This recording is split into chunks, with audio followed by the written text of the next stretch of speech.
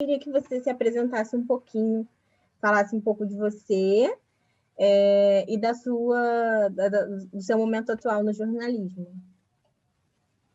Boa tarde, sou Giuliana Bianconi, sou jornalista, fundadora, cofundadora e diretora da Gênero e Número. Bom, a Gênero e Número é uma organização fundada em 2016, mas antes disso, eu tenho uma história no jornalismo que começou, enfim, lá em Recife, onde eu fiz a faculdade de jornalismo também. E lá eu estagiei em rádio, em jornal, em vários veículos, assim, mas onde eu, enfim, fiquei mais tempo foi no Diário de Pernambuco, que é um jornal dos grupos associados, um jornal, enfim, bastante tradicional, assim, né, inclusive no Nordeste, mas um jornal muito antigo, e até tem esse slogan, né, que é o jornal mais antigo em circulação da América Latina, enfim, então tinha ali uma estrutura, assim, bem legal mesmo para trabalhar, assim, e lá eu comecei como estagiária ainda do Pernambuco.com, então em 2004 eu trabalhava em portal, né, na internet, enfim. Depois disso, eu fui para o impresso, então interessante também que eu comecei já a vida no jornalismo no online, numa época que ainda nem era muito... e isso sempre fez parte, sempre permeou assim, a minha trajetória, né, esse trabalho com o digital. Depois eu fui para o impresso e aí trabalhei bastante nas editorias, principalmente esporte, mas também colaborando eventualmente com outras editorias de política, tecnologia, enfim. E aí depois eu fui para o trainee da Folha de São Paulo. Eu já estava até formada quando eu fui nesse trainee. Eu tinha me formado fazia pouco tempo, mas eu achei que valia a pena, que seria uma experiência interessante. Aí eu fui, eu estava inclusive contratada já no jornal. Aí, enfim, fiz essa avaliação, né, de que era uma experiência interessante de se ter, de fazer um trainee na Folha e tal. Mudei para São Paulo por causa disso. E aí fiz o trainee, depois fiquei como repórter lá um tempo. E aí aquela estrutura, né, do jornal, da Folha em si, eu tinha como referência um jornal muito menor, né, que era o Diário, mas algumas coisas ali na estrutura da Folha me incomodavam, assim, muitos freelancers, né, que não eram contratados, que são os freela fixos, assim, por muito tempo. Tinha também, assim, eu achava que as pessoas ganhavam pouco, assim, porque falava assim, mas é porque jornalismo, o salário é ruim em todo lugar. Mas eu lembrava do outro jornal, gente, não, as pessoas aqui ganham muito pior. Enfim, várias coisas assim nessa linha que me fizeram também avaliar que não valia a pena ficar ali tanto tempo. E aí eu saí da Folha para ter outras experiências assim na comunicação. Foi na época que eu trabalhei em consultoria de comunicação em São Paulo. Fui trabalhar em agências que trabalhavam com o terceiro setor, agências de comunicação que tinham esse olhar para as causas. Trabalhei numa agência que foi muito importante para essa formação, que ela era a Significa, e aí depois disso houve uma fusão da Edelman e virou Edelman Significa, mas foi um espaço onde eu aprendi bastante dessa comunicação mais relacionada a produtos, né? O que viria a ser muito interessante também depois na Gênero e Número, porque aí eu consegui aproximar esses dois, né, mundos, assim, do jornalismo super editorial, dessa produção editorial e desse campo de produtos. A gente, enfim, então, eu diria que a minha trajetória, ela foi muito positiva, assim, para quando enfim, eu enxergo isso hoje, que ela foi muito positiva, né, para me levar a esse lugar de fundadora de uma organização de mídia, embora a gente sempre tenha muito que aprender quando a gente dá espaço, que para me apresentar tá bom aqui, depois eu falo mais sobre isso. E eu queria perguntar sobre essa trajetória, assim, você nasceu em Pernambuco, né? Se formou em jornalismo pela Federal de Pernambuco, né? E como você, assim, veio parar no Rio de Janeiro, né? E onde é a sede da Gênero e Número, assim? Como assim? Você se formou em que ano? Como você veio para aqui? Como foi essa escolha, assim? Vou para o Rio de Janeiro. Gente, eu tenho muito essa curiosidade mesmo de entender quais são os lugares onde a gente pode fazer, né, a comunicação que a gente sonha, que a gente busca. Então, na verdade, só uma correção, que eu não nasci em Recife. A minha família, assim, a minha família materna é do Recife, mas eu nasci em São Paulo. Aí eu fui para lá criança e cresci, fiz faculdade lá e depois eu voltei a São Paulo, mas só mesmo.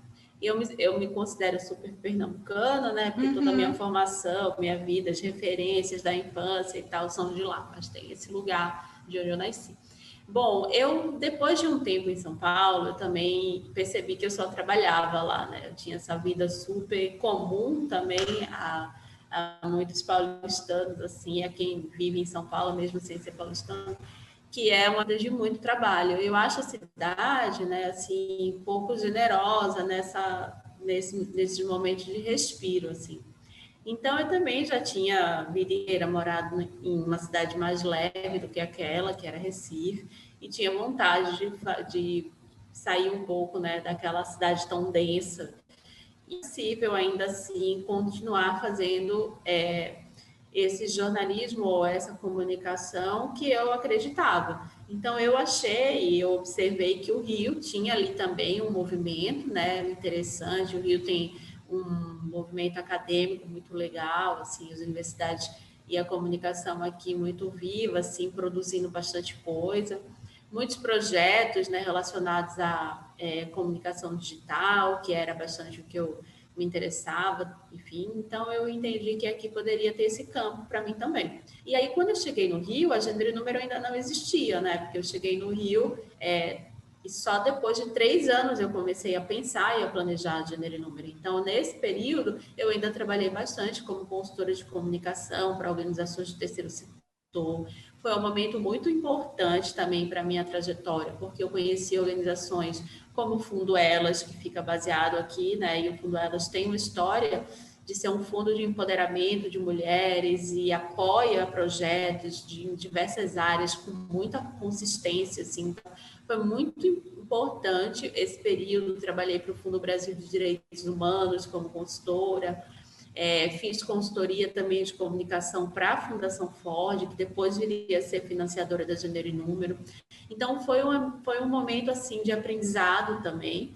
E aí eu comecei a entender que tinha uma necessidade minha de convergir todo esse aprendizado para uma coisa que eu pudesse colocar toda a minha energia, porque eu ficava trabalhando muito em organizações, eu sentia que eu plantava ali, deixava uma sementinha, mas eu não conseguia ver a coisa, né, assim, crescer, porque aí acabava o meu período de colaboração naquele projeto, eu saía e ia me dedicar a outro. Então, era sempre essa energia de fazer as coisas né, se organizarem, colocar ali esse conhecimento da comunicação para uma equipe. Eu aprendia bastante nessas trocas, mas tinha um limite, né? E aí foi quando eu comecei a entender que eu queria um desafio diferente, que eu queria poder colocar desde o momento zero e acompanhar e fazer isso crescer, assim, se desenvolver, né? Então, vem daí um pouco essa compreensão de que eu precisava fundar alguma coisa que eu me dedicasse de outra forma. Como que você começou no jornalismo? Como que você teve, na verdade, a ideia de entrar na faculdade de jornalismo? E eu posso te falar que eu sempre olhei muito criticamente, assim, né? Sempre fui aquela pessoa assim muito crítica, tive uma formação que para mim assim é uma memória muito feliz, né? Estudei assim numa escola que foi uma escola fundada por Paulo Freire em Recife. Então tinha um olhar muito crítico, né, para a construção, como a gente quer construir o mundo, que mundo a gente quer. Então eu tinha essa percepção assim de que a gente precisa de alguma forma se engajar, sabe? Ter um trabalho de interesse público. Para mim, eu acho que sempre foi um norte mesmo, assim. essa busca por fazer alguma coisa que tivesse um impacto social. Eu acho que isso veio da minha formação, veio um pouco também da minha personalidade, sabe? Da necessidade de entender como eu posso fazer, né, um pouco com que o meu trabalho, e mesmo antes de ser meu trabalho, com que a minha energia, talvez ali, fosse canalizada para alguma coisa de interesse maior, que não fosse só um trabalho que se resumisse à satisfação própria. E eu enxergo muito o jornalismo como esse lugar, como essa profissão, em que você tem, né, os seus objetivos, você tem ali as metas, você se encanta com um determinado lugar que você gostaria de trabalhar, mas o que faz diferença nesse trabalho é o que você consegue levar para o mundo, né? E como aquilo pode contribuir para uma melhor informação. Então, eu sempre gostei dessa ideia, assim, de trabalhar, né, com alguma coisa que fosse assim, nessa, com esse propósito. E aí, enfim, eu acho que o jornalismo era uma das opções, eu olhei para outras, eu cheguei a prestar faculdade, eu cheguei a prestar vestibular para Direito, passei também, cheguei a fazer um semestre de Direito, aí depois ficou muito pesado, fazer as duas, e aí eu fiquei só no jornalismo, mas eu cheguei a prestar lá na Católica, que é a PUC, né, como se fosse a PUC, então no o Direito eu fazia na PUC e a Federal era jornalismo. E aí depois eu fiquei só no jornalismo e eu sou bem feliz com essa decisão. E você se formou em qual ano? Eu me formei em 2006. Eu entrei até, era para ter me formado até um pouco antes, mas eu tranquei assim que eu entrei. E aí eu passei no vestibular no fim, era no final dos anos 2000, assim, comecei em 2001, aí tranquei, voltei em 2002 e me formei no fim de 2006. Eu gostaria de saber, assim, quando foi que você tomou a decisão de criar um veículo para falar sobre gênero? Sim, a Gênero e Número nasceu em 2016, né? Fechou ali em 2016, mas isso veio de muito antes. Assim, como surgiu a ideia? Quando você bateu o martelo e falou, eu quero criar um veículo para falar sobre gênero? Sim. Então, eu tinha essa proposta de fundar mesmo alguma organização que eu pudesse fazer jornalismo e trabalhar jornalismo, né, de uma forma muito diferente de uma grande redação, por todos os aspectos óbvios de custo, de orçamento, mas não só por isso. Eu queria mesmo entender como fazer esse jornalismo, que eu acredito também, né? Eu acho que, inclusive, o jornalismo da grande imprensa tem muita coisa boa sendo produzida. Eu não acho que tem esse antagonismo, sabe? Esse é bom, esse é ruim, não é isso. Acho que tem muita coisa importante. Acho que, inclusive, esse momento que a gente vive é muito importante que a imprensa séria, a imprensa comprometida, né, com a democracia, ela esteja de pé, esteja forte. Então, enfim, isso é super importante. Mas quando eu decidi fundar um veículo que fosse tratar de gênero, era porque eu entendia que existia essa necessidade e esse espaço mesmo para a gente fazer uma cobertura que a grande mídia ainda não fazia. E trazer esse olhar e esse tom mesmo de urgência na cobertura, do que é importante, do que a gente precisa revelar para a sociedade, trazer para o debate público. Então, foi uma leitura ali de que havia esse espaço.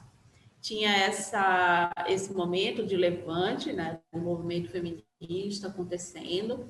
A gente acompanhava já, assim, como as pautas ficavam muito subaproveitadas, sabe? E, além disso, tinha um outro cenário mesmo assim, que era o do acesso a dados, né? A dados públicos, que a gente já tinha, então, um acesso a dados ali num outro nível, né? A bancos de dados digitais e tudo mais, e a gente, a partir dali, não tinha ainda ninguém produzindo, olhando para esses dados com recorte de gênero. E depois de um ano, a gente entendeu que não era sobre gênero, era sobre gênero e raça, e aí raça passou a ser tratada também, né, assim, as etnias e tal, com muita centralidade também, porque essa interseccionalidade não faz o menor sentido falar só sobre gênero. E aí isso foi uma compreensão mesmo, assim, ó, aquela percepção de o que tinha que fazer e que ainda não era feito. Então, acho que a GN vem muito para ocupar mesmo o espaço que estava ali, para quem tivesse essa disposição, sabe? Eu acho que o nosso posicionamento de trabalhar com dados, ele reúne, ele se propõe a qualificar, né, ainda mais. Então, é isso. Você já tinha falado, né, você falou, na verdade, sobre a questão de já ter um movimento feminista por trás, né, quando vocês criaram a Gênero e Número, e a gente sabe que em 2015 aconteceu aquela hashtag Meu Primeiro Assédio, né, que começou também a ser mais debatido a questão do assédio, do estupro, de outros temas muito importantes para o feminismo em si e para a cultura no geral. Você falou que sim, se ligou, de certa forma, a esse feminismo, e eu queria saber se você, de alguma forma, já se sentiu constrangida como uma mulher jornalista na profissão, e se, de certa forma, isso também impactou na criação da Gênero e Número. Não impactou na criação. Eu acho que o que impactou na criação foi a leitura de que tinha esse espaço no mundo para a gente falar de gênero no jornalismo e que era importante para o mundo. As minhas experiências, eu acho que elas me levaram a esse lugar, elas são intrínsecas. Então, assim, eu vivi situações que hoje eu enxergo totalmente machistas, e aquilo me incomodou, somou também para eu deixar, né, uma redação, mas não foi decisivo. Eu acho que me incomodava tudo, me incomodava certamente aquele ambiente muito machista, mas não era isso, não foi isso que me direcionou a sair de jornalismo. Foi realmente achar que aquilo ali poderia ser muito melhor do que era, e que não, né, lá atrás eu estou falando, e que não era porque desse jeito funcionava, né, como uma grande empresa. Mas, sem dúvida nenhuma, o feminismo é uma força, né, muito grande da nossa sociedade e, historicamente, é uma força que vem movendo mesmo, né, a política, vem movendo os campos de disputa por direitos, e é um movimento que, ainda bem, eu tenho agora, né, essa conexão, assim, essa possibilidade de fazer uma organização como a Gênero e Número existir no momento em que essa força ela é tão pulsante, ela é tão viva novamente. Porque, assim, antes da gente, tem uma organização que eu considero super referência, que é a Agência Patrícia Galvão, é fundada pela Jacira Mello. E a Jacira, ela é uma feminista histórica, assim, ela é jornalista, né, mas ela está nas lutas pelos direitos das mulheres há muito tempo, então ela se coloca muito nesse lugar também, né? Ela está sempre nos espaços de conversa e de articulação, assim, com também o movimento feminista. E a Jacira fundou essa organização quando não existia esse movimento tão pulsante, sabe? E ela ficou muito tempo também à margem, eu diria assim, da mídia, porque não tinha esse interesse, essa atenção para o tema, né? A Gênero e Números chegou no momento em que havia esse interesse. Então, eu consegui perceber, ler esse momento, definir que eu ia criar essa organização, que ainda não tinha nome, não tinha, né, um escopo de editorial, o que a gente ia produzir por mês de semana, não tinha isso, mas eu sabia que a gente tinha esse espaço para ocupar. E é daí, então, que vem eu acho que, sem dúvida, é uma soma das minhas experiências, mas também da minha, eu posso dizer, né, eu vejo assim, dessa percepção de mundo, né? De olhar para o mundo e sentir que tem, sim, a necessidade de a gente pautar esse tema com mais, sabe, presença, com uma periodicidade, né, ali maior. Então, tipo, vamos fazer isso a partir de um lugar. Que lugar é esse? É a Gênero e Número. Uhum. E a gente percebe que a Gênero e Número trabalha muito bem com dados, né?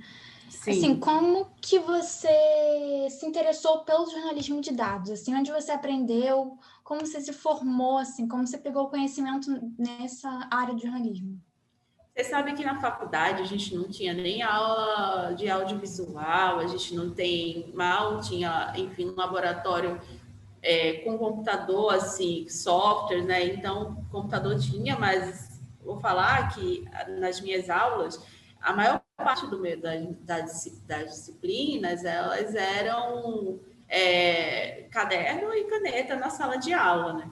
A gente ia para o laboratório para fazer editoração de veículos, gente. Eu estou falando de 2005, 2004, né? Que era ali o período da minha faculdade. Então, realmente, eu não tive nada sobre essa formação na faculdade, né?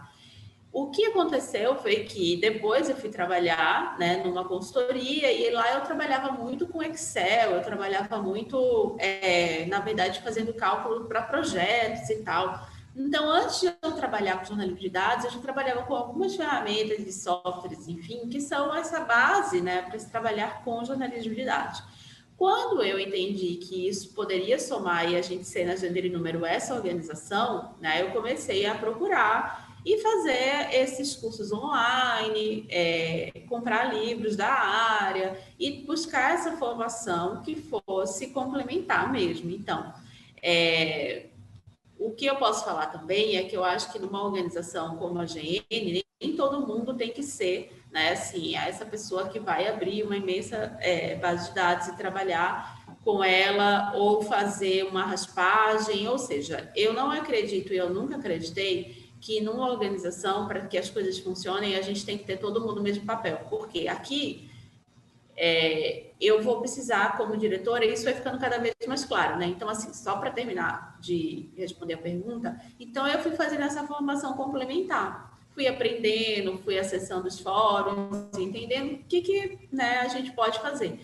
Mas eu acho que se a pessoa consegue trabalhar com uma boa autonomia assim, para acessar bases, né, que você consegue olhá-las no Excel e a partir dali trabalhar com essas bases, ok. Só que tem um outro nível de jornalismo de dados, que são aquelas bases mais robustas, que você não vai nem conseguir abri-las no Excel, que você vai precisar de um programa, né, tipo R, ou mesmo uma linguagem de programação como Python. E o R também é uma linguagem, mas o R ele tem uma interfacezinha super amigável. Eu cheguei a fazer um curso intensivo também do R para entender o que eu poderia, né, avançar usando aquele software. Mas eu vou falar para vocês que em um determinado momento eu me entendi que não era esse o meu lugar, que não era o que eu não queria mesmo avançar para ser a melhor, né, digamos assim, a jornalista de dados que vai fazer tudo com qualquer base, porque eu tinha um desafio, né, de gestão, de captação de recurso, de colocar essa organização aqui de pé e mantê-la. Então, o meu lugar ele foi ficando cada vez mais diretora mesmo, gestão, né? E aí, por muito tempo, sim, eu fiz a gestão editorial, e agora eu já nem faço mais, porque essa gestão é da Marta, que é outra diretora. Então, por muito tempo, eu fiz uma gestão editorial, e depois disso, que agora foi esse ano, eu passei a me dedicar ainda mais a essa gestão da organização. E aí eu vou, eventualmente, eu faço uma matéria, mas é muito difícil. Ultimamente, assim, eu tenho me dedicado muito mesmo à sustentabilidade da organização, né? E aí as outras pessoas que chegam, a gente agora já observa que elas já têm uma formação muito diferente, né? Mesmo que as universidades ainda não apresentem essa formação de dados e, né, como na grade e tudo mais, mas já tem um outro olhar para isso, né? Então a Lola Ferreira, que é repórter, a Vicky Regia, que é outra repórter, elas trabalham, sabe, assim, com uma certa desenvoltura com as bases, mas a gente tem na equipe 2 analistas de dados, que são aquelas pessoas que, quando precisam, abrem o R e trabalham com a linguagem de programação para estruturar bases mais complexas. Então, a próxima pergunta, a gente queria falar um pouquinho mais da sua rotina de trabalho. E a gente sabe que a pandemia também dificultou um pouquinho. Então, você já lidava muito com o home office antes ou começou na pandemia? Como que a pandemia interferiu na sua rotina? Olha, interferiu principalmente porque eu tenho uma filha e ela não vai à escola, né, obviamente, nesse período inteiro, então a gente teve realmente aqui que passar por uma adaptação, eu mais que todo mundo, porque eu sou a única mãe da equipe, mas assim, outras pessoas têm outros desafios, cuidam, né, de algum parente, tem alguma responsabilidade que também foi precisou ser considerada assim, nesse momento. A gente já fazia um esquema de home office, Gênero e Número não é aquele lugar onde todo mundo bate ponto todos os dias, a gente tem uma escala, então as repórteres vinham 3 vezes por semana, a editora vinha 3 vezes por semana, então já existia uma dinâmica de trabalhar de casa. A gente tem isso como, então, um ponto, assim, como a gente já trabalhava no ambiente online, né, que é o Slack, a gente já tinha esse software como nosso software de organização diária para troca de mensagens, então, enfim, funcionou por conta disso. O mais difícil foi, de fato, assim, a gente manter, né, o nível do trabalho. Eu acho que a gente conseguiu, sabe como? E aí eu acho que faz muita diferença ser uma organização que se propõe a fazer as coisas de uma forma diferente do mainstream mesmo, porque a gente tipo, é bem evidente agora que a gente foi fazendo uma escala mesmo, sabe, de quem conseguia trabalhar mais e melhor nesse período. Então, por exemplo, essa semana que passou, tem uma repórter que ela teve um parente que operou e ela precisou cuidar dele, e a gente não deu férias, porque ela ia gastar as férias dela para isso. Então, ela ficou meio off, trabalhando só em uma determinada frente. Ela teve uma redução de carga horária para conseguir atender ali as demandas que ela tinha e tocando as responsabilidades. Aí o que acontece? Outras pessoas arcam com esse trabalho e terminam trabalhando um pouco mais. E depois essas pessoas têm folga, essa repórter volta e assim a gente vai se organizando. Por quê, gente? Porque eu acredito que essa métrica da produtividade que você tem que fazer e acontecer e, né, assim, morrer para entregar coisas, isso nem sempre é necessário. Às vezes mas às vezes, muito raramente, uma ocasião ou outra, no lançamento de projeto, no lançamento de reportagem especial. Não é uma coisa cotidiana, sabe? Isso é uma cultura massacrante que não leva ninguém a canto nenhum, só a adoecer. Então, aqui a gente tem um outro olhar realmente para o trabalho. Todo mundo é super sério, comprometido. A gente olha para a qualidade de jornalismo, mas a gente não entra nessa roda viva diariamente, sabe? Então, foi assim que a gente passou esse período até aqui, né? São 7 meses já de pandemia. E eu posso falar que a gente fez uma avaliação, um survey agora recente, para entender como as pessoas estão. E elas estão muito tranquilas assim, em relação ao trabalho. Não é um ponto de aflição, não é um ponto de ansiedade, sabe? E isso é muito importante. Sem dúvida. A gente sabe que tem agora, né, uma sessão especial, né, para o Covid-19, e a gente gostaria de saber como tem sido buscar, né, apresentar uma situação a partir de dados, né, em que as mulheres, né, principalmente as mulheres negras, né, têm sentido assim de maneira mais dura o impacto da pandemia. Como vocês estão fazendo esse levantamento? A gente tem o olhar, né, para gênero e raça sempre. Então, a gente busca as bases que são interessantes e, a partir dali, a gente começa a entender como a gente pode trazer esse recorte. Muitas bases, elas oferecem isso, elas trazem por exemplo, olha para uma base, né, assim, que revela quanto as pessoas ganham no Brasil. Então, vai ter que segundo o IPEA, segundo a PNAD contínua, né, as taxas de desemprego são tais para homens, para mulheres, aí tem para mulheres brancas, para homens brancos, para homens negros, para mulheres negras, e aí depois vem os outros recortes de renda, de faixa, né, de orçamentária. Então, a gente vai recortando, a gente vai buscando as bases que se relacionam às questões críticas do momento da pandemia e vai trabalhando. Só que aí a gente também tem um olhar, que é esse olhar de gênero, mesmo quando as bases não são divulgadas. Então, assim, a gente fez a matéria lá sobre as enfermeiras, né? Você não precisa de uma base para ter certeza que enfermeiras são maioria na profissão. Por quê? Porque esse dado a gente já conhece, então você não precisa de uma base hoje para isso. Você já sabe das bases que a gente vem trabalhando, né, que mostram quais são as profissões, enfim. Então, tem um acúmulo também que nos permite, nesse momento, abrir questões, né? Abrir, então, contextualizar. Então, assim, a gente já sabe que, historicamente, as mulheres são maioria na profissão de enfermagem. Então, como é que a gente vai tratar disso? Mostrando que essas mulheres estão no lugar de vulnerabilidade, que elas vão trabalhar mais, que elas vão estar, né, mais vulneráveis ao vírus, e aí mostrar que na classe médica é diferente, tem mais homens do que mulheres, né, nesse outro nível, que, digamos, tem um nível de privilégio maior. Então, a gente vai fazendo esse tipo de leitura que vai revelando, a partir daí, vários cenários. Então, assim, vamos entender, gente, se a gente está falando de pandemia, de como afeta, né, e alcança diferentes grupos da sociedade.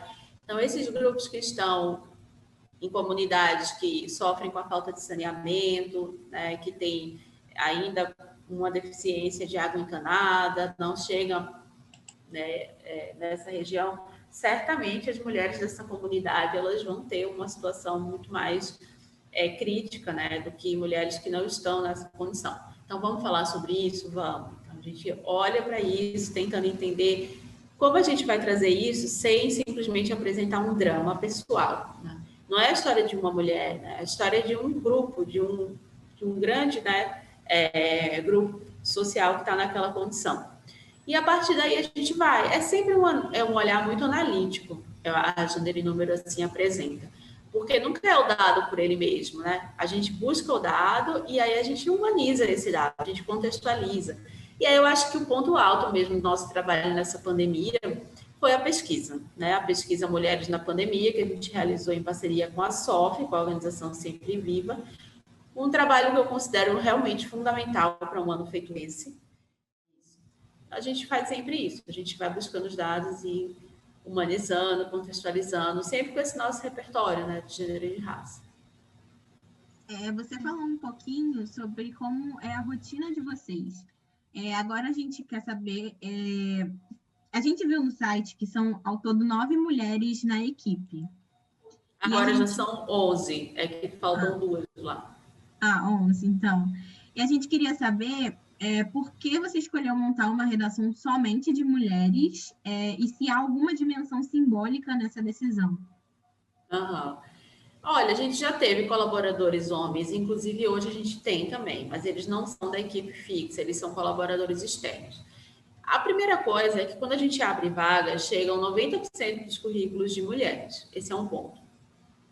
Segundo, é porque os 10% de homens que vêm, a gente ainda não consegue, assim como acontece também com os currículos de mulheres, a gente não consegue visualizar nenhuma afinidade entre aquele discurso tão distante ainda, né, de uma organização que trabalha falando de direitos de mulheres, de equidade, e no papel ele não é necessariamente uma organização educativa, a gente é uma organização de mídia, e por mais que as pessoas possam chegar para aprender, a gente quer um ambiente de, assim, nem de desconforto, mas de segurança, né, para a gente conseguir trabalhar sem precisar ficar vivenciando conflitos, porque a gente já vivencia conflitos a partir do momento que o nosso conteúdo vai para a rua, né? A gente já vivencia conflitos na política o tempo inteiro, porque a gente produz conteúdos que vão realmente, assim, muito de frente, batem de frente com esse tipo de política hoje que a gente vive no Brasil, né?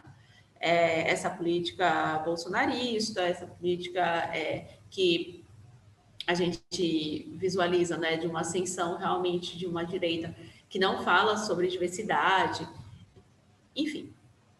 Então, quando a gente olha para o ambiente da Gênero e Número, é importante que a gente tenha essa tranquilidade. A gente já teve homens na equipe, inclusive, vários momentos a gente precisou parar e fazer sessões didáticas, explicando por que isso, não aquilo, né?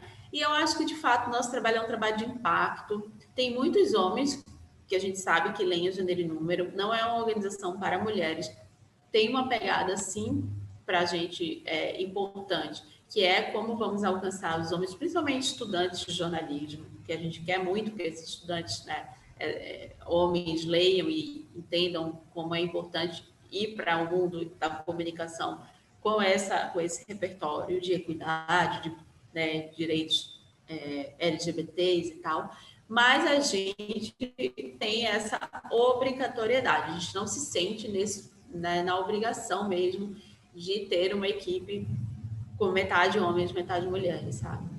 Então, até agora, assim, tem funcionado assim, mas nada impede que a gente contrate homens. É porque realmente tem que ter mesmo ali um perfil muito alinhado, sabe, com a GN. Então, é interessante, mas esse perfil é bem difícil mesmo. Uhum. No site de vocês, né, agora mudando um pouquinho de assunto, vocês explicam que o trabalho de vocês tem uma divisão, né? São 3 áreas. Tem a área editorial, a área de dados e a de eventos. Uhum. Como que vocês chegaram nessa divisão, nessa configuração? Levou um tempo, a gente levou 2 anos para chegar a essa divisão, e eu acho que até um pouquinho mais, porque o editorial, ele é onde a gente faz essa produção, né, dos textos, das reportagens e tal.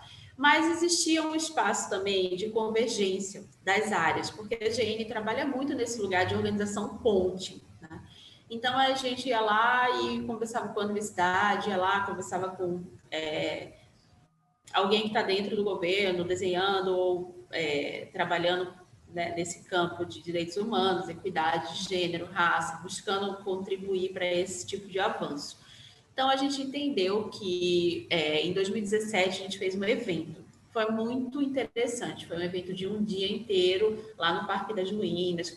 A gente trouxe uma exposição de El Salvador, né, uma exposição de dados e tal. Foi muito legal. E ali naquele evento, a gente entendeu que era muito potente esse encontro presencial. Poderia realmente catalisar assim, a discussão e fazer com que essas áreas, né, universidade, jornalismo, ONGs, se reunissem e discutissem assim, coisas em comum. Aí a gente também realizou um evento em Recife, foi acho que naquele mesmo ano, agora não me lembro se foi 2017 ou 2018, acho que foi logo em seguida. Em 2018 a gente fez um evento em Recife, que foi sobre mobilidade, mas eu acho que ele é isso mesmo, ele foi 2017, desculpa. Foi sobre mobilidade e foi muito legal também, sabe? Reunir pessoas para discutir gênero e mobilidade, com a participação também, de novo, da Secretaria de Transporte, né, de Recife. A gente reuniu o pessoal do Ponto Digital, tinha gente representante de ONG, que trabalha com gênero. Então, foi muito interessante. A gente entende que esse lugar ele vale a pena, né? Então, a gente estruturou essa organização também para poder criar eventos e, a partir daí, gerar receita. E o nosso campo, assim, a nossa divisão, ela faz sentido, assim, porque a gente consegue dividir a produção editorial e a produção de produtos, né? E a partir daí tentar fazer uma organização mais sustentável, que não é só produção editorial, porque tem uma certa dificuldade também de levantar receitas a partir daí, né? Eu queria saber agora se a Gênero e Número já realizou algum material impresso, não sei, talvez um folder também nos eventos, se você tem alguma coisa para falar sobre isso nesse sentido. E também queria saber se você acha, se tem algum momento que o impresso ainda pode se mostrar um meio pertinente e eficaz para a publicação de algum trabalho, hoje em dia, com a excelência da internet. Sim, eu acho que assim, existem contextos diferentes, né, em cidades pequenas, cidades grandes, capitais. Então, assim, eu vou te falar que numa cidade grande como o Rio de Janeiro, uma capital como o Rio, eu entendo que para você obter algum impacto com o impresso, você precisa ser um veículo de massa, né? Você precisa ter ali um alto número de impressão, você precisa ter uma distribuição, você precisa investir, você precisa ter ali realmente uma presença muito forte, mas sem dúvida nenhuma, eu acho que sim, eu acho que esse impresso ele tem espaço. O que acontece é que a gente já viveu, né, nessas grandes cidades essa migração, então o digital ele não é assim complementar, o digital ele tem o lugar dele, ele tem o espaço, né, e o nicho dele. E a partir daí a gente vê o desenvolvimento de uma cultura, a cultura digital, que a gente falava bastante disso lá já no início dos anos 2000, né? O que é essa cultura digital? Trabalhava-se muito cultura digital como conceito. E essa cultura ela se estabeleceu. Então, sem dúvida nenhuma, o jornalismo que a Gênero e Número faz como um veículo nativo digital, ele não olha mais para o impresso como uma possibilidade, porque a nossa produção ela é digital, a gente é nativo digital. E a partir daí a gente vai trabalhar as estratégias, as possibilidades e as formas de se fazer essa produção ser a melhor e mais bem distribuída. Então, assim, haja estratégia, fôlego e investimento para fazer a melhor estratégia digital. Isso já é bastante, isso já nos consome. O impresso, ele não faz parte da nossa estratégia de fato, não por hora. Ele pode, eventualmente, vir a fazer quando a gente tiver um trabalho específico, ou um especial específico, ou se a gente quiser trabalhar numa determinada cidade, algum tema, mas não é o caso no momento. Sobre as pautas, né? Como é que dá essa conversa entre a seção editorial e a de dados? Vocês partem do princípio de que as pautas precisam, sobretudo, estar embasadas em dados? Ou, assim, como que funciona essa conversa? Então, sobre isso, a gente busca sim fazer com que as pautas principais, a gente tem uma produção quinzenal, né, que é até distribuída pela newsletter. Então, a gente busca fazer com que as pautas sejam orientadas por dados. A gente abre sim algumas exceções, a gente faz entrevistas, que não são as exceções, né? As entrevistas são entrevistas, que às vezes também são orientadas por dados. Mas a gente busca fazer com que essas pautas tenham a premissa. Por quê? Porque tem muita coisa para se trabalhar com base de dados. Então, se a gente não estiver sempre buscando, se isso não for uma diretriz, vai ser até mais fácil encontrar outro tipo de pauta, entendeu? Então, vamos tentar trabalhar sempre com dados de uma forma bem consistente, que faça sentido, que a gente possa olhar para os dados e, a partir dali, desenvolver pautas. E é isso que a gente faz, né? A gente trabalha a partir daí, fazendo essa leitura de que há muito dado para ser aberto, para ser visibilizado, e as áreas elas trabalham em conjunto mesmo, assim, de uma forma muito intrínseca. As analistas de dados ficam ali olhando bases e dados, né, que já são do nosso conhecimento como bases relevantes. Os repórteres vão procurando os temas e fazendo as apurações, né, pertinentes. Em algum momento elas entendem que pode existir uma base que a gente ainda não abriu, e aí elas vão trocando, vão conversando e vão entendendo como é que a gente avança.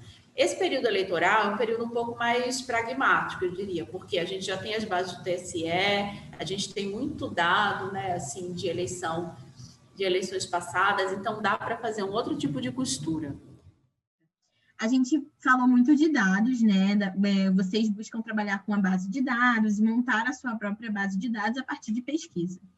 Aí a gente fez algumas interseções. Primeiramente, sobre a base de dados abertas, você pode nos dar um panorama sobre como vê a situação das bases de dados públicas sobre mulheres hoje no Brasil? Então, não tem base de dados sobre mulheres, né? Tem base de dados sobre assuntos relacionados às questões de gênero e de raça. Então, assim, talvez o que a gente possa dizer que tem sobre mulheres é coisas muito específicas, assim, número de partos no SUS. Aí você olha lá, você quer ver se são as mulheres negras ou mulheres brancas que mais usam o SUS. Aí você vai ter não só isso, você quer ver qual é a diferença entre esse acesso, né, ao serviço de saúde pública.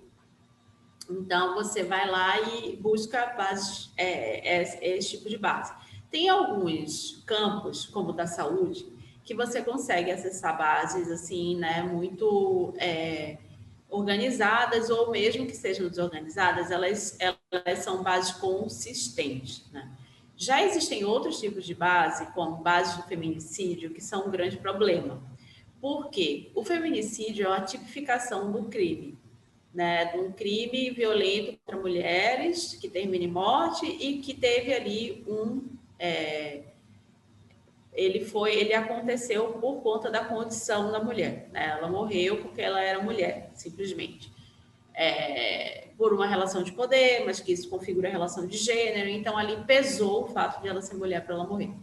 Bom, quando a gente olha para essa base, é muito complicado, porque essa tipificação ela precisa ser feita, né, na hora que é feito o registro do homicídio. E muitas vezes não é feito, né, porque falta essa compreensão, porque não existe uma formação para os operadores de justiça ou da saúde, para preencherem corretamente. Então, a gente tem mesmo, sem dúvida nenhuma, uma imensa subnotificação em alguns tipos de base, que são essas que dependem de uma formação mesmo, de uma compreensão do que são esses crimes, sabe?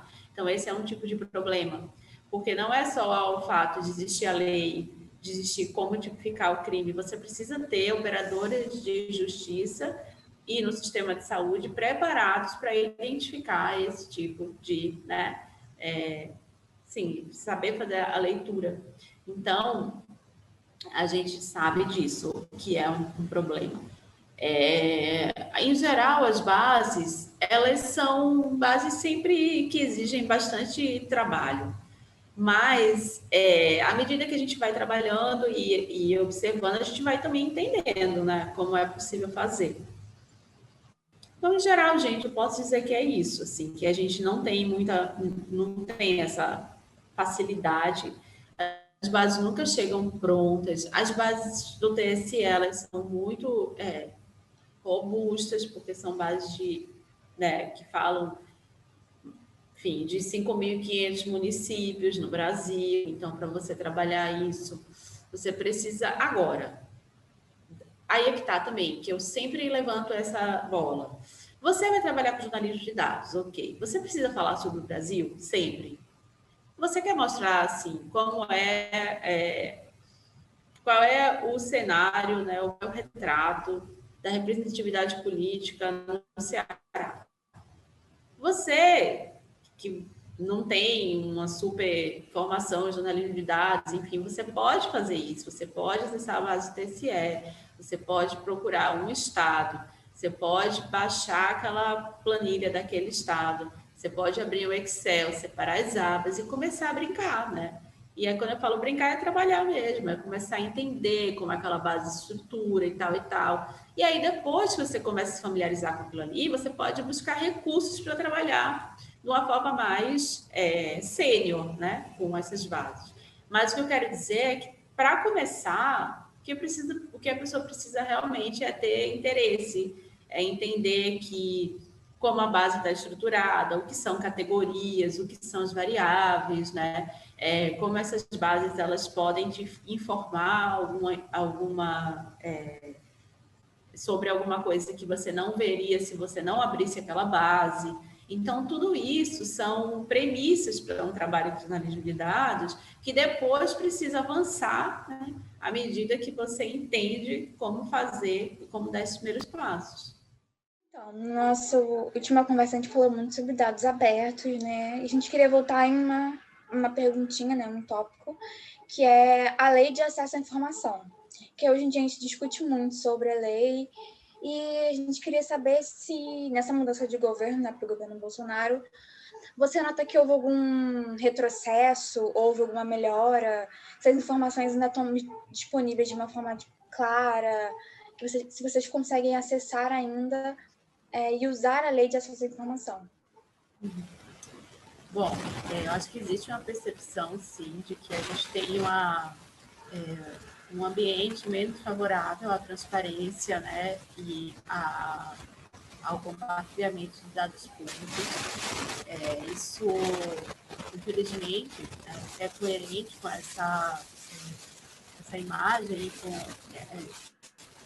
a evolução das políticas do governo Bolsonaro, porque, em geral, são políticas e processos que não trazem a colaboração, a transparência e a participação pública no seu cerne, né, no cerne dessas políticas e dos processos.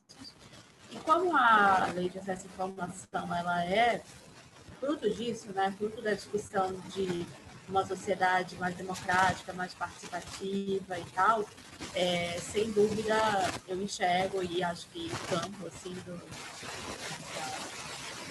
da discussão de acesso e compartilhamento de dados, enxergo que tem ali uma dificuldade maior, sim.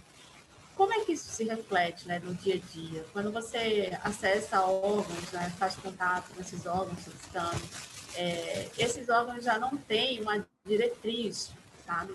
É muito evidente ali, muito para que, né, atendam, né, para não tenha a transparência mesmo como esse valor, né, nos órgãos e nas instituições públicas. Não é sobre todas as organizações isso, porque, claro, não é assim também, são muitos temas, né, diariamente ali que a gente acompanha, onde a gente pode observar retrocessos, mas eu acho que esse é um deles, e nesse 1 ano e 10 meses de governo do Bolsonaro, a gente percebe sim que tem uma mudança, sabe, assim, de rumo. A gente antes caminhava assim para melhorar os processos, para, né, discutir como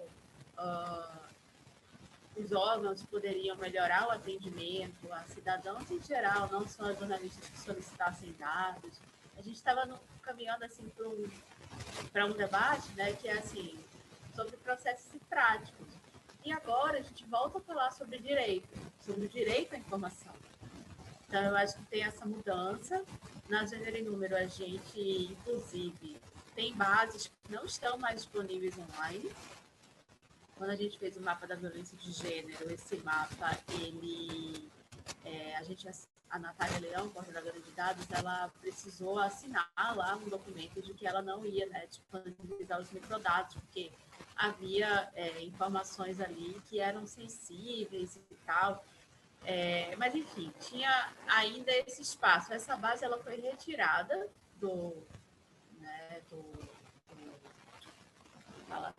da plataforma lá, e a gente não tem mais, né, acesso. Então, tem alguns recursos assim que são para a gente acessar dados que já foram solicitados, né, e que na página lá dos dados abertos, enfim, você tem alguns fóruns, né, você vai encontrando ali formas de acessar as bases.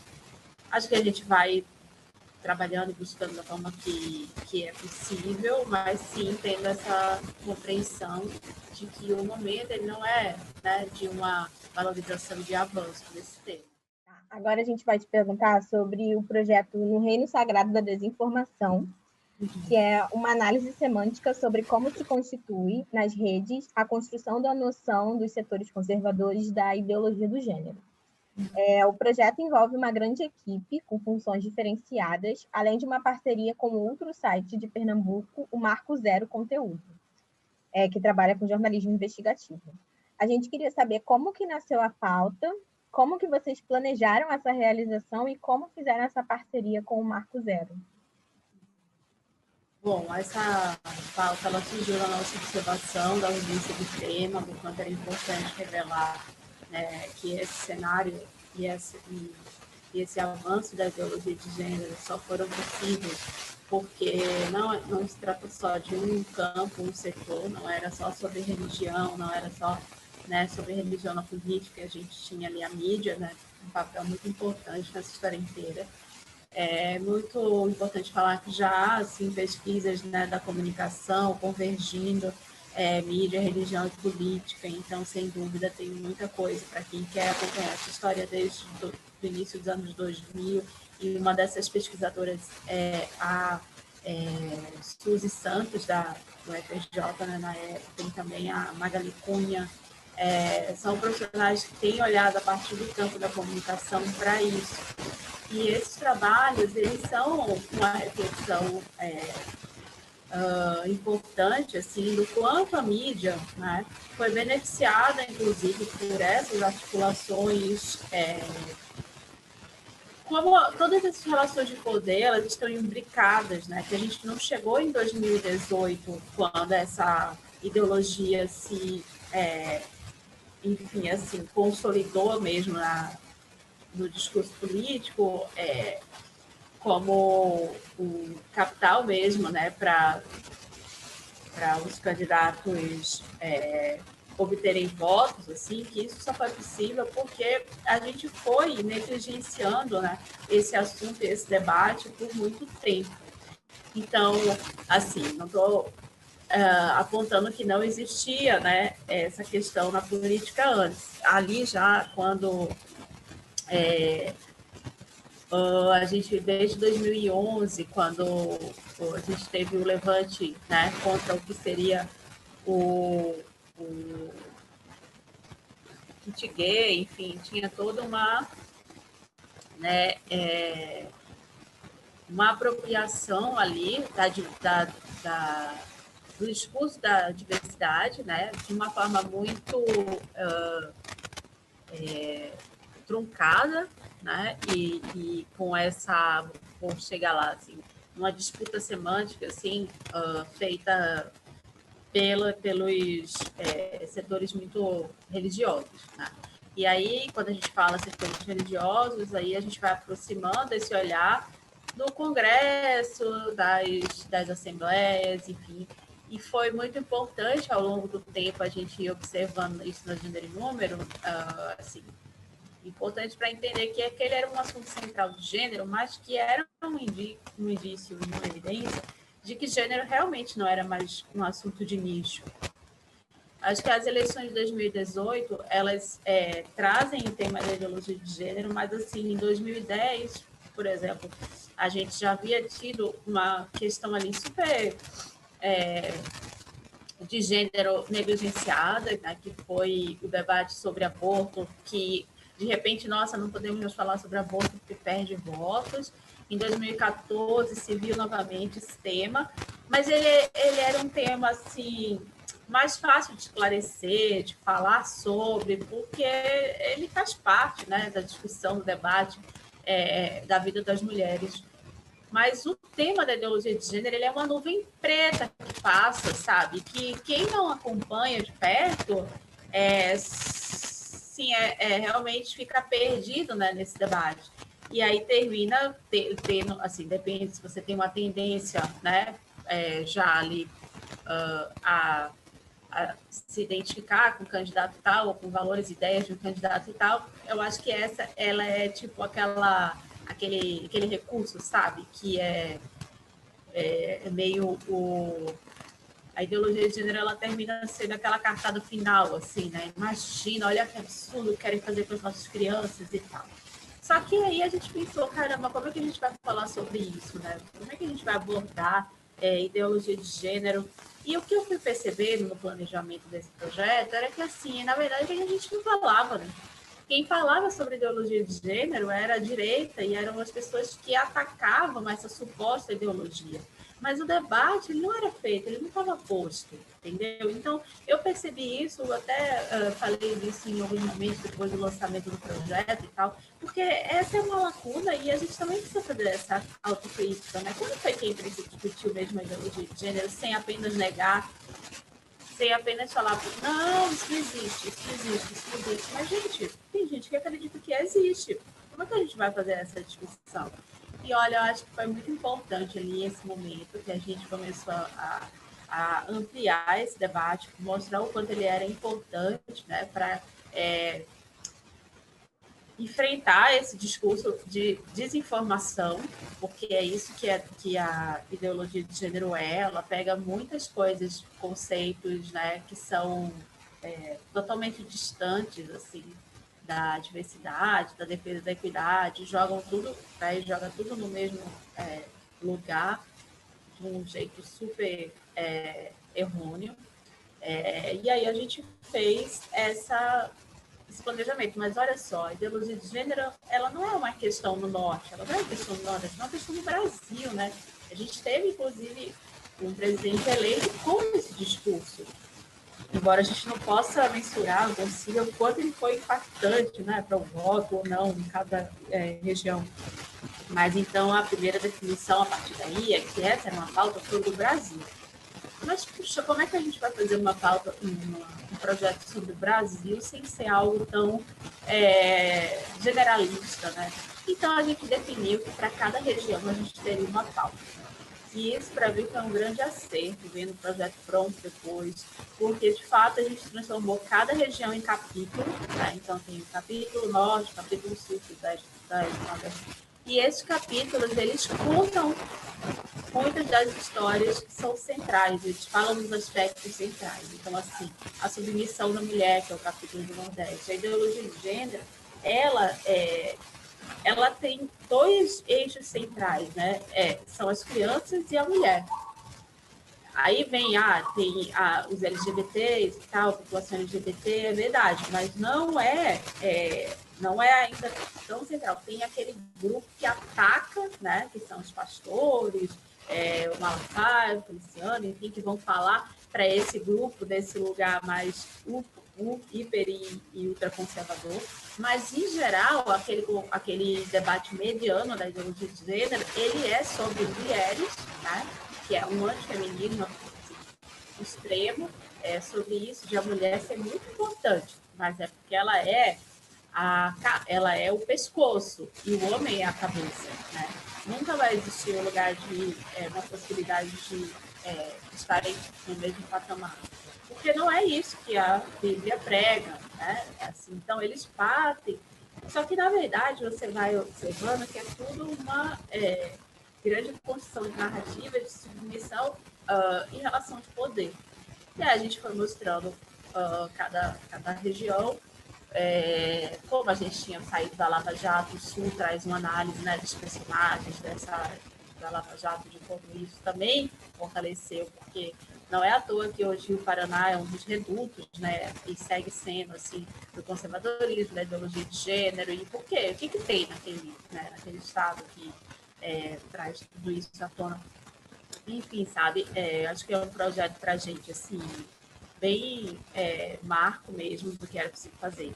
Mas eu também acrescento uma coisa fundamental nesse projeto, que foi a capacidade de a gente usar métodos digitais, né, para ir além da apuração tradicional, daquela apuração das reportagens que a gente faria se não houvessem os dados e as bases de dados. E é interessante também porque eu diria que as bases de dados nesse projeto, elas tiveram papéis assim centrais, né, para a gente se desenvolver, mas não é assim o projeto inteiro sobre uma única base de dados, sabe? Então, primeiro, a gente definiu que a gente queria identificar os protagonistas. Ok, como é que a gente vai fazer isso, né? A gente vai montar uma base a partir de uma metodologia mostrando quem são as pessoas que falam, promovem esse discurso. Aí fomos lá, montamos essa base, buscamos esses perfis no Twitter, fizemos a relação de quem segue quem, estabelecemos uma lista de palavras para entender como essas palavras eram recorrentes nos discursos dessas pessoas. E aí essa lista de palavras, ela obviamente está relacionada, né, a todo o vocabulário ali que está atrelado à ideologia de gênero, e a partir daí a gente conseguiu identificar. Tem para mim, assim, foi muito importante, porque tem alguns personagens, assim, que eles não aparecem tanto, porque eles não são do discurso público, eles não têm um cargo político, né? Então, assim, às vezes até tem cargo político, mas não cargo, né, assim, eletivo. Então, eles não aparecem tanto, porque não tem essa cobertura, né? Quem que vai subir numa procuradoria, né? Mas tem procurador que está lá articulando ferrenhamente para fazer esse discurso existir e travar, né, certos mecanismos ali que a gente precisa para avançar, né?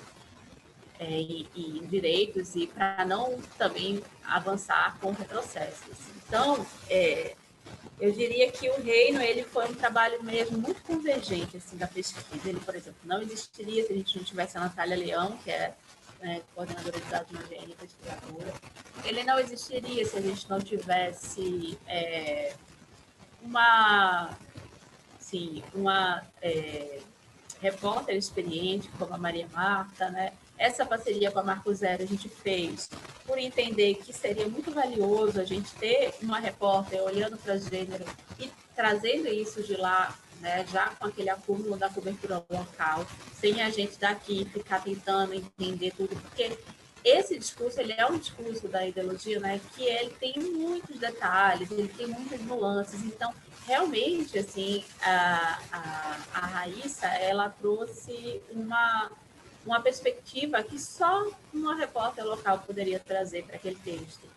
Então, por isso que a gente optou por fazer essa parceria, que foi basicamente isso, né, o olhar dela para a região Nordeste para desenvolver a pauta de lá. Sobre a região norte, a gente faria isso também, mas aí tinha uma peculiaridade, que como a gente estava falando da rede lá, surgiu a rede, né, Boas Novas e tal, a partir da Assembleia de Deus, essa rede ela tem sede também no Rio de Janeiro. Quer dizer, não é uma sede, não sei, gente, eu não agora com certeza, mas assim, ela tem uma grande estrutura aqui no Rio também. Então, é como se fosse, sim, uma extensão mesmo dessa sede, né, digamos, de lá. E aqui, inclusive, estão alguns executivos, sabe, que a gente precisava entrevistar, então tudo bem fazer, e era uma matéria muito focada nos dados mesmo da Assembleia de Deus. Então, gente, eu acho que foi para a gente, talvez, assim, o projeto mais desafiador, porque era uma proposta de mostrar na mídia, política e religião quem são as pessoas que promovem a ideologia de gênero. E aí eu vou falar para vocês, não é uma lista fechada. A gente foi indagado assim, né, por alguns lugares. A gente sentiu falta de alguns nomes. Sim, né, porque esse é um mapeamento que ele é orgânico. Então, hoje são essas pessoas, amanhã podem ser outros. A gente, por exemplo, trouxe uma matéria super destacada da Joyce, e a Joyce ela foi super desidratada assim, né, pelo governo Bolsonaro, ela já não tem essa centralidade que ela tinha, e isso é interessante a gente acompanhar como de um ano para o outro os personagens também, né, mudam as suas posições ali no tabuleiro. A gente também queria saber um pouco sobre a equipe de vocês, né, que a gente sabe que tem uma socióloga e uma cientista social que lidam diretamente com dados. Uhum. E como que essa formação, né, sem ser no jornalismo, como que essa formação ela complementa essa formação de jornalista mesmo? O que elas trazem de diferente, de importante para um veículo jornalístico? Bom, elas são super complementares ao trabalho. Não é só a analista de dados que trabalha com dados. Todo mundo na GM trabalha, mas de formas e níveis diferentes, né? Então, assim, por exemplo, a Natália Leão, ela é quem melhor trabalha com R. Então, é uma linguagem de programação que permite né, milhares de coisas. Então, eu cheguei a fazer um curso desses curtos, de curta duração de R.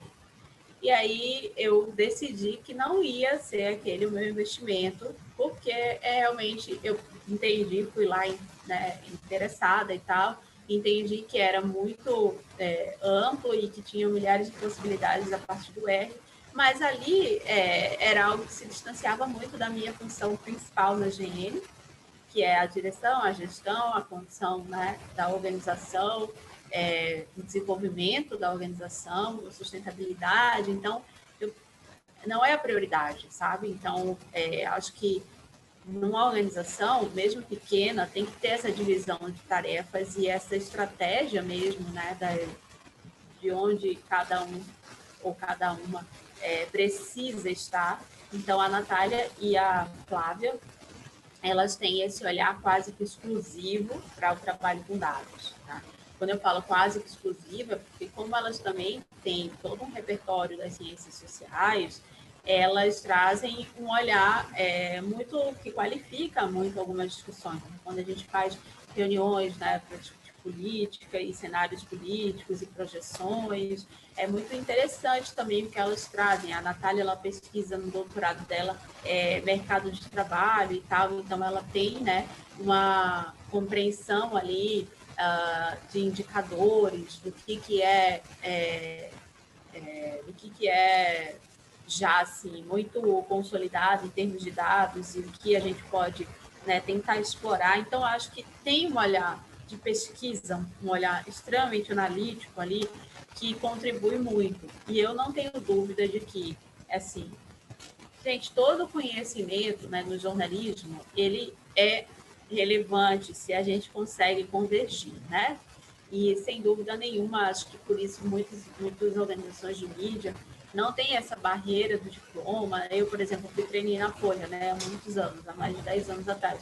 E lá eu conheci, na minha turma, por exemplo, tinha gente que vinha da sociologia, tinha gente que vinha das relações internacionais, não eram todos jornalistas naquela turma de trainee, sabe? E eu acho que essa integração, né, dos campos, ela faz muito sentido sempre para o jornalismo, e no jornalismo de dados eu entendo que ela é assim, ela não pode ser um limitador para ninguém, entende? Ela não pode ser assim, cada um na sua caixinha. Eu acho que na GN a gente tenta trabalhar sem essa limitação, né? Porém, como eu falei para vocês, tendo também bastante em mente qual é a prioridade de cada um.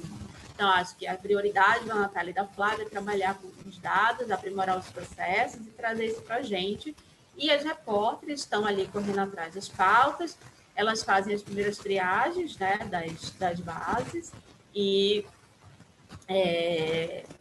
de algumas bases, outros elas já têm um olhar mais apurado, então quando elas enxergam, por exemplo, tem um relatório, poxa, esse relatório é legal, mas ele só tem dados dos últimos 3, 4 anos, então vamos tentar na base lá pública ver se a gente tem essa série histórica para trabalhar com ela, e por aí a gente vai, assim, fazendo essa... eu acho que tem um desafio, que aí é mais da Maria Marta hoje, que é diretora de conteúdo, que é fazer a convergência mesmo das áreas e dos campos, né? E eu acho que, sem dúvida, a Marta, ela só tem conseguido fazer isso assim tão bem, porque ela passou anos, né, como repórter. Então, eu não acho que uma pessoa, para ser executiva ou diretora, ela precisa necessariamente ter passado por todos os lugares e tal, tal. Mas acho que no jornalismo, as funções, assim, é muito importante, sabe? Você saber como funciona, né? Então, eu não acredito, por exemplo, muito no modelo em que todo mundo que comanda está muito distante da realidade ali, tá? Mas enfim, isso já é outro assunto, né? Só porque sobre os dados eu acho que não é necessário que todo mundo saiba sobre tudo, mas é importante que as pessoas tenham essa abertura, interesse. Quando não pode, numa organização de dados, a pessoa não querer saber sobre dados, sabe? Isso não é compatível. Eu acho isso também, acho muito legal quando é mais dividido o trabalho. Qual você acha que é a importância dos dados hoje para o jornalismo? E a gente queria saber também se você acha que a grande imprensa precisa modificar a sua forma de cobertura. O exemplo que a gente dá, no caso, é quando as mulheres são estupradas, que muitas vezes elas são silenciadas ou só fala muito mais do abusador do que da própria vítima. Não tem esse grau de empatia que as matérias que a gente viu mais no Gênero e Número trazem. Então, eu acho assim que os dados, eles são importantes, não porque sem eles a gente não pode fazer jornalismo, mas porque eles são um recurso a mais, né? Eles são uma forma de a gente qualificar algumas matérias, não todas, porque algumas não precisam de dados para serem qualificadas, tá? Acho que tem matérias que se sustentam, né, numa boa apuração, que não envolve dados, claro que tem, muitas, inúmeras, milhares, mas assim, os dados, eles são um recurso para contar, para narrar contextos, para falar sobre cenários, para revelar desigualdades. E no caso do jornalismo que a Gênero e Número faz, que tem esse recorte de gênero e raça, é um jornalismo que, por muito tempo, assim, ele não foi considerado, né? Porque, afinal de contas, esse é só mais um dos problemas, tá? Né, dos muitos problemas de desigualdade que a gente tem no país. Mas não é sobre isso. A gente não está fazendo uma escala de qual problema é mais importante ou menos importante. O nosso lugar é de mostrar essas questões, né, e como elas são estruturais, como elas também são estruturantes, porque a partir das desigualdades a gente tem uma sociedade que vai, né, repetindo modelos, padrões e formatos que mantém uma estrutura extremamente assimétrica. Então, a gente tem essa responsabilidade de fazer com que os dados tragam, né, uma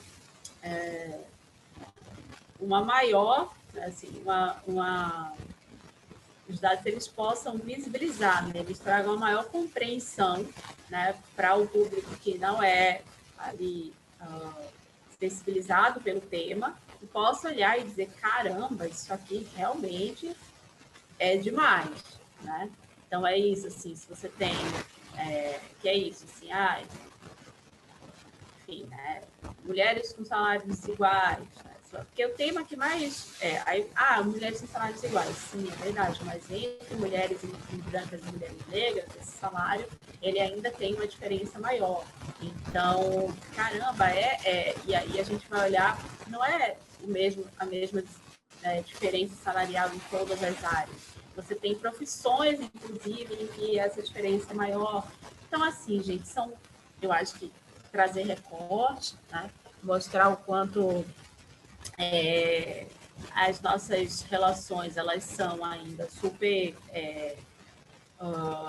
desfavoráveis, assim, né? Para a gente pensar numa sociedade mais equânime, e aí, a partir disso, a gente faz essa discussão. A partir desse olhar e dos dados que a gente consegue estruturar, analisar e reportar.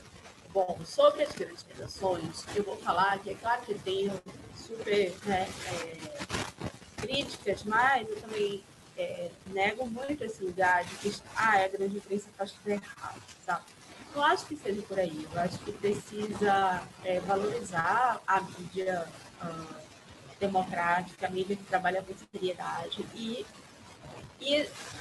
criticar sempre que houver um erro cometido, porque esse erro impacta a vida das pessoas, né? Ele reforça padrões, ele reforça estereótipos, ele reforça violências, e a gente não pode lidar com isso, mas eu também detesto esse lugar, assim, punitivista, do nossa, isso aconteceu hoje, então acabou. A mídia realmente não serve mais para nada, sabe? Porque é isso, são 365 dias no ano com publicação de jornal e notícia, entendeu? Então, já saiu um pouco desse lugar de todo dia sofrer porque um jornal deu uma manchete e tal. O que eu acho é que a gente tem que realmente trabalhar, né? Quando eu falo a gente, é isso, a mídia independente, a mídia feminista, a mídia comprometida com essa centralidade do debate de gênero e raça e das questões de gênero e raça, para que a gente possa fazer com que uma nova forma, né, de fazer uma nova metodologia, né, desse trabalho de dados e gênero, enfim, seja aceita, seja incorporada. O que é essa metodologia? Não é extremamente científico, não é porque, nossa, você só pode falar de gênero se você tiver dados, não é isso.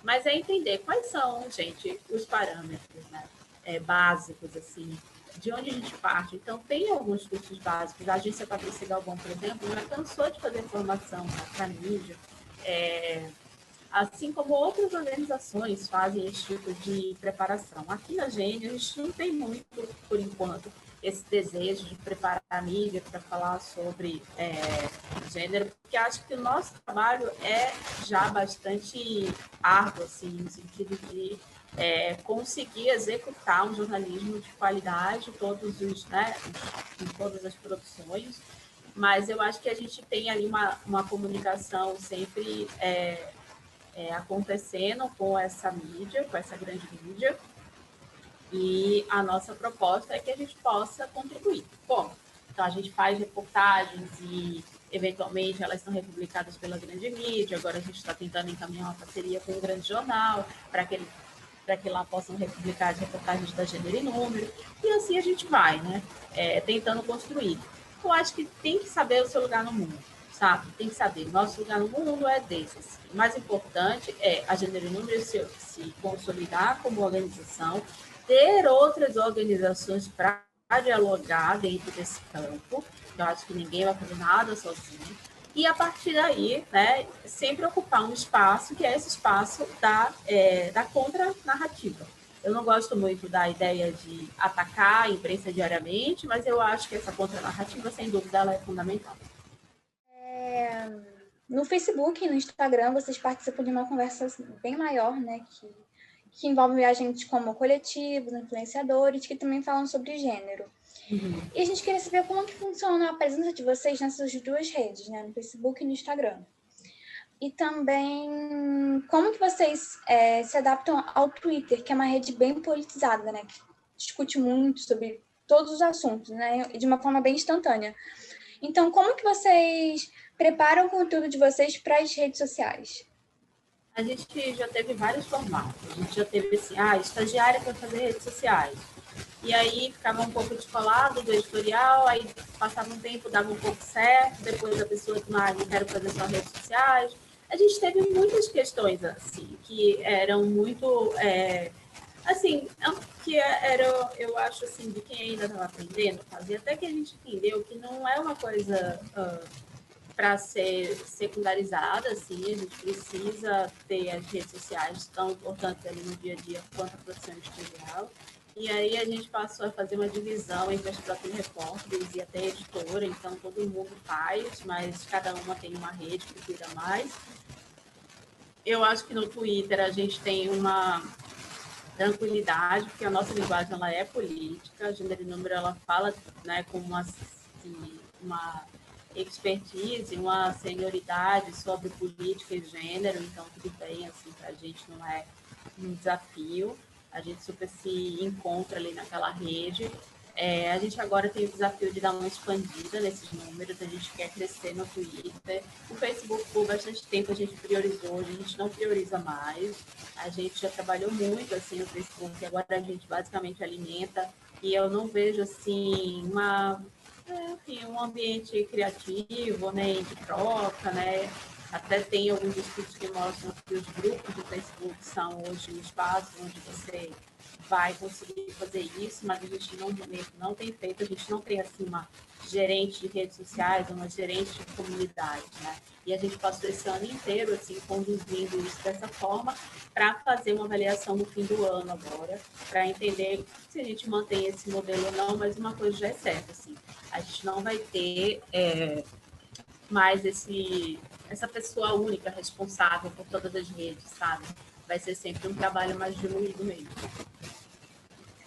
Eu queria saber, eu não sei se você sabe dizer qual foi a reportagem, mas qual é o tema, geralmente, que dá mais engajamento para vocês?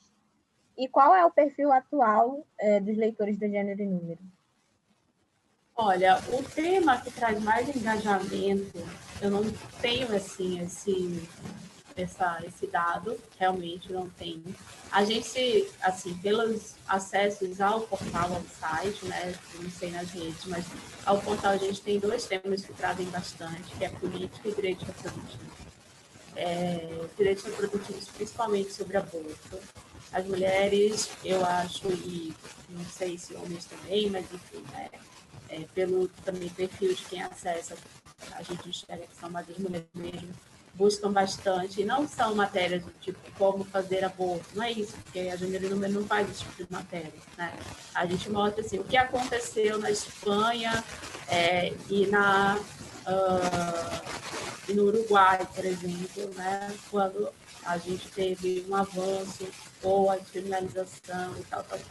Então, a gente vai conduzindo essas discussões assim, e percebendo que os temas... E é engraçado porque esses 2 temas, eles realmente são temas muito, tipo, ali, né, na fronteira do que a gente precisa fazer para mudar a nossa condição de desigualdade também na sociedade ali, em relação aos homens. Né? Então, esse é assim, esses são no site, né? Os 2 temas eu acho que mais atraem. Sobre o perfil, a gente tem um perfil que é predominantemente feminino, mas também tem um perfil masculino que acessa, assim, mas é um perfil predominantemente feminino.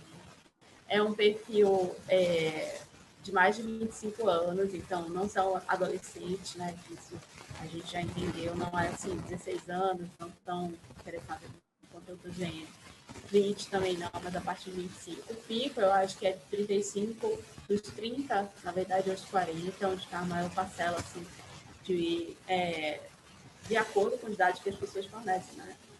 Porque também tem muita gente que não tem essa informação, nada, enfim, mas em geral é isso aí.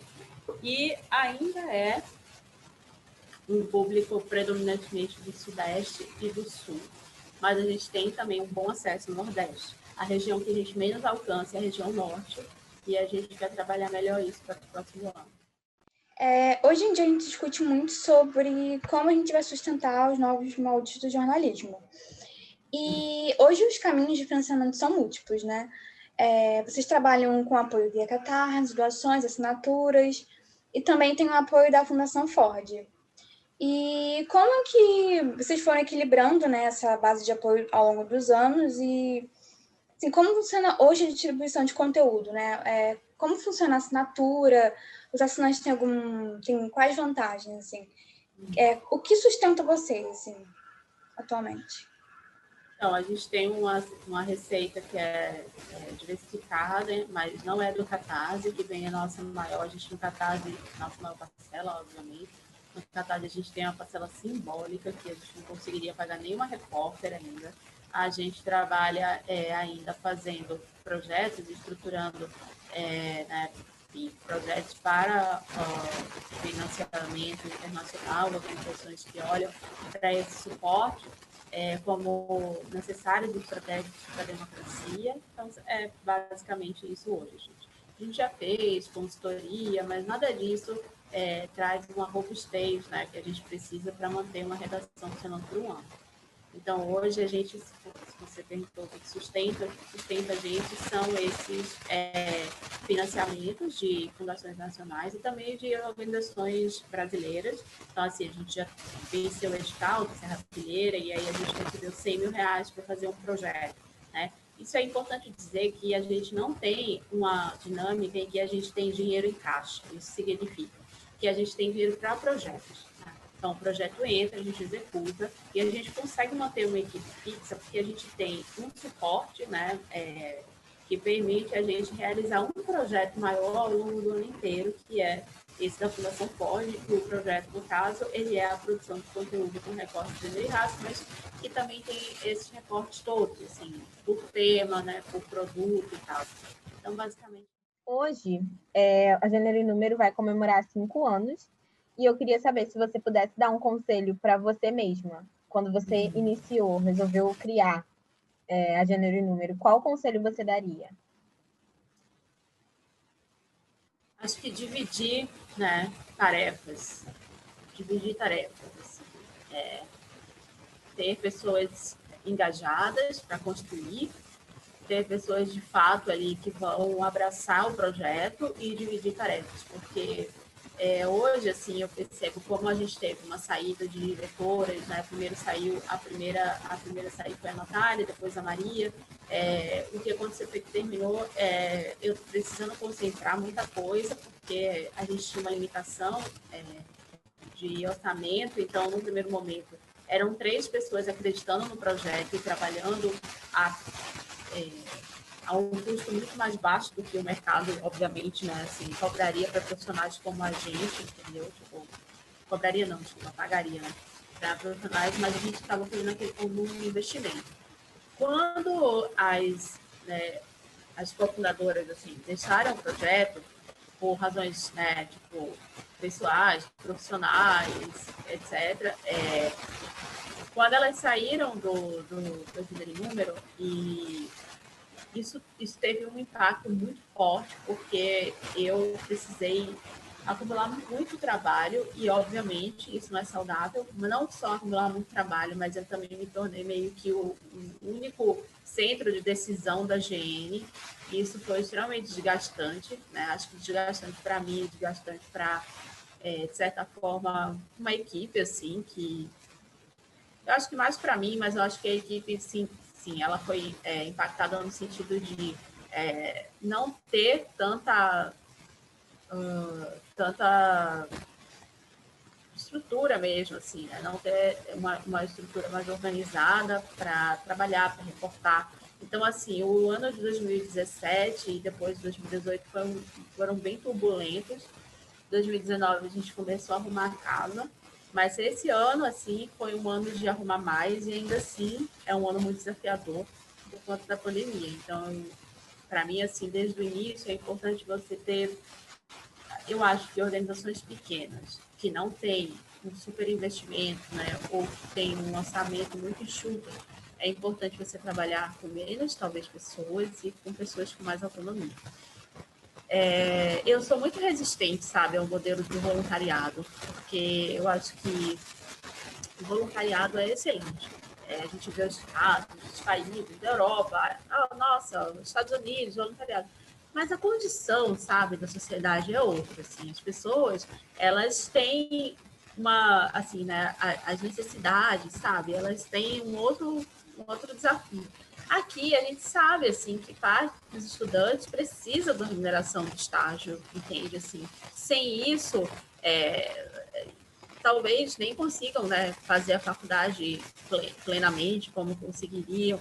É uma remuneração importante, sabe? Então, eu não gosto muito. Eventualmente, alguém me escreve, aí eu percebo que a condição da pessoa é assim, eu não preciso, e aí, se vocês não tiverem uma vaga, eu quero colaborar mesmo assim. Ainda assim, a gente nunca teve isso, porque tem um trabalho de gestão, né, sobre essa pessoa, entendeu? Ela vai terminar frustrada, porque ela vai entrar lá e não vai ter um profissional olhando para ela, né, trocando, ensinando. Então, aqui a gente realmente tem muito cuidado, sabe, com isso. Assim. E hoje já tem uma outra diretora, que é a Maria Marta. E agora eu acho que a gente tem isso, assim, essa divisão de tarefas. Então, esse seria o meu conselho. Dividam tarefas, trabalhem com pessoas comprometidas, que tenham uma certa autonomia. A autonomia não tem a ver muito, óbvio que tem que ter, para você ser super autônomo, você tem que ser bastante experiente, mas tem níveis de autonomia. Pessoas que precisam de orientação para tudo, isso também é muito desgastante numa organização como a Gênero. Você escreve regularmente, né, sobre questões de feminismo para a revista Época. Então, como funciona esse trânsito entre uma mídia já consolidada, estabelecida, né, como a Época, né, que representou o jornalismo tradicional, e uma startup como a Gênero e Número? Assim, como funciona essa divisão? Como você transita ali? Tem alguma diferença? Como você pensa escrevendo para esses dois veículos? Bom, eu, na verdade, passei bastante tempo, né, da vida trabalhando em mídia tradicional. Então, eu consigo entender quais são as limitações dessa mídia, o que eu não vou poder escrever na época. Isso, para mim, não funciona como uma censura, é assim. Esse espaço, ele é um espaço em construção, né? Esse espaço de discurso de gênero e raça na mídia. Então, a gente não pode chegar fazendo um discurso super radical, né? Porque ali não é esse espaço. É um espaço para você colocar as questões para o debate público, e também não é um lugar para reivindicar, embora às vezes eu faça isso um pouco, mas não é assim esse lugar para fazer constantemente. Eu acho que é um lugar mais didático, mais educativo. Então, assim, quando eu comecei, eu decidi que eu ia seguir essa linha, mas eu não tinha nenhuma métrica se estava dando certo, se não estava dando certo, se funcionava, se não funcionava.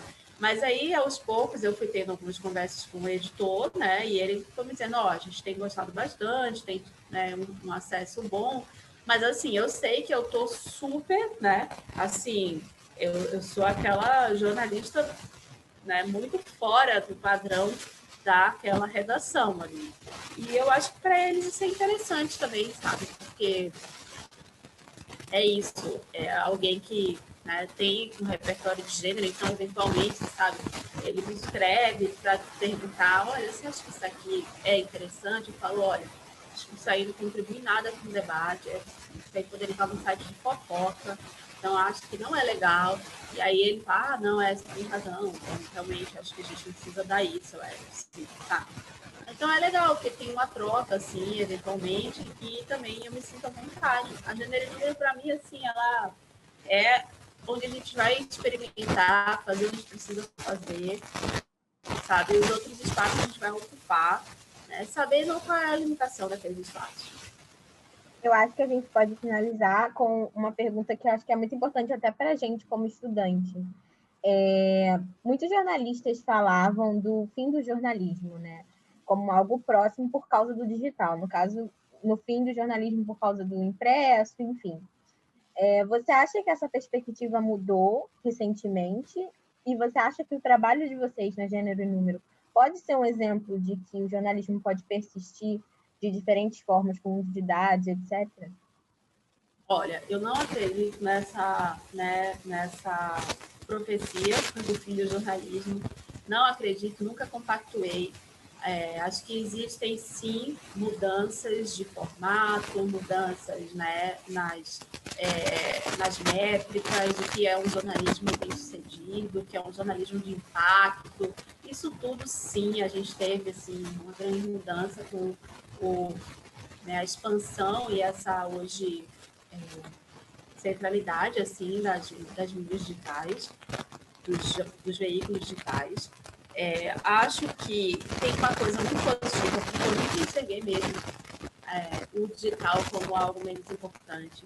E eu sei que até recentemente existia um pouco esse lugar, sabe, do importante mesmo é o impresso. Não, eu acho que o impresso, ele traduz, assim, o que é valor, sabe, para as redações tradicionais. E aquilo traduz uma visão de mundo de uma elite. Porque, em geral, a gente vê isso, né? Assim, os jornais, eles são jornais que ainda traduzem uma visão de mundo elitista. Isso, a gente tem os jornais populares, que aí não, esses jornais populares, eles dialogam com outros públicos e outros valores, mas, assim, também você não vai encontrar aquele superjornalismo de qualidade, né? Tirando uma matéria ou outra, porque, em geral, esses veículos, eles têm uma estratégia comercial muito agressiva, então eles são como se fossem o caça-clique né, do online. Quando eu falo isso, eu acho que tem aí uma questão bastante sensível, inclusive, porque é uma prévia desqualificação daquele público que vai acessar um jornal popular, como se ele não pudesse ler uma matéria mais, né, aprofundada, mais qualificada, mas isso também precisa ser contraposto ao fato de que, de fato, tem uma população que agora já começa a ser uma coisa mais, né, estratificada, mas que antes era uma população com menos acesso, né, à escolaridade, às escolas, à formação, com menor escolaridade. Então, tinha, enfim, uma realidade diferente mesmo para acessar a informação no dia a dia e tal, e até para absorver e ter interesse em ler determinados temas que não faziam parte da realidade, agora já começam a fazer.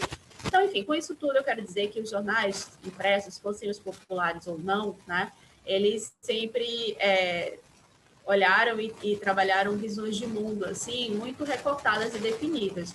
E o que a mídia digital permite é a gente, né, ter essa ilusão, pelo menos, de que você vai alcançar públicos muito diferentes, se você quiser, com estratégias comerciais, com estratégias de distribuição de mídia. Então, assim, por mais qualificado que seja o conteúdo da Gênero e Número, se eu quiser, eu faço ele chegar em qualquer espaço.